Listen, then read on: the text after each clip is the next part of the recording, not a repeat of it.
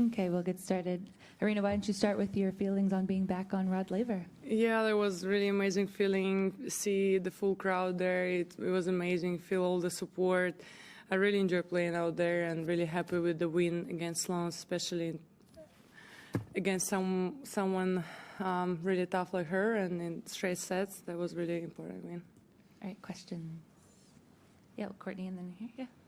Congrats, Aryna. Just when she started to kind of build that comeback, get back on serve in that first set, what was the key for you in that long game to kind of get that break to 5-3? And it seemed like from there you firmly had control of it again. Yeah, I think I kind of like stepped back after like few games didn't went well. I stepped back and I gave her a chance to come back in the match, and I'm glad that in that game on 4-3 I stepped in and I was like going forward to the net, and I think that was the key to get back to this match.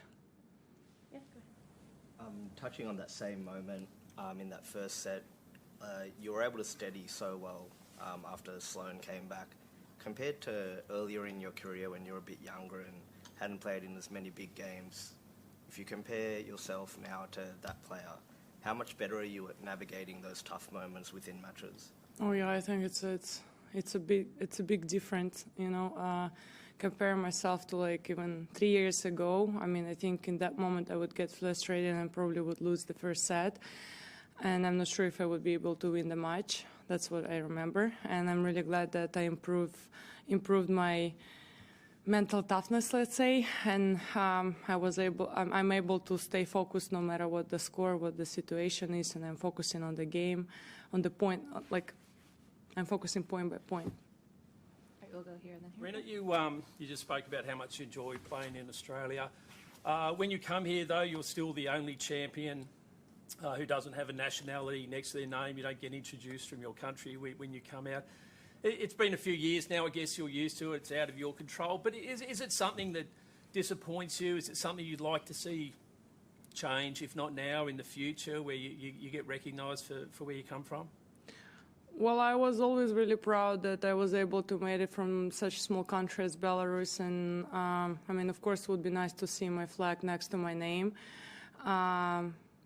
But once again, you know, I'm not sure that I have that control to change that. So whenever it happens, I'll be happy to see that. All right, we'll go here and then Howard. Hi, Aryna. Ayush from Sportskeeda. We know that how passionate you are and how specific you are about your tennis. But do you set yourself goals in terms of, you know, let's say, I don't want to lose more than 3 games or 4 games in this match or against a certain opponent? Like oh my God, if I would set these kind of goals, I wouldn't be able to play a match, you know, I would get crazy on myself. So there is no goals like specific games or something. It's just, you know, go out there, compete and do your best. Howard. Hi, Aryna. Here they're trying this thing with having coaches sit in that little pod on the court. I'm just curious, was there any, for you and your team, conversation, debate, or whatever about the idea of whether you would like to have them down there or not? Honestly, it's not like I'm a big fan of that decision. Or if you do that, then like make more seats, because, for example, like me personally, I like to see the whole team. You know, I want to see the whole people in my box. Even if I'm not like looking on each person in my box, I always look at my coach. But I still see everyone, and for me that's important. And sometimes, I don't know, I just want to look at my boyfriend for the support, for example, you know, and I'm like, I just didn't want to like look at the coach first, then look in the box, you know, so because I have a lot of coaches, you know, 4 seats is not enough.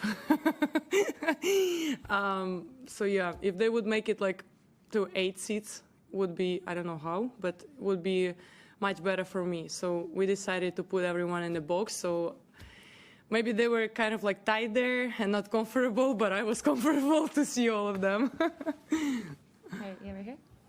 Your match today, it was your 15th straight win on Rod Laver Arena. What is it about this arena that you're so comfortable here, obviously winning 2 titles here as well?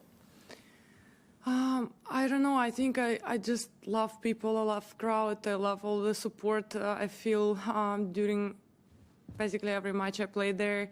I think it's all about the atmosphere, you know, and the way they're cheering for me. It's just incredible feeling, and I just want to keep winning as long as I can, just to feel that atmosphere. Yeah, Courtney?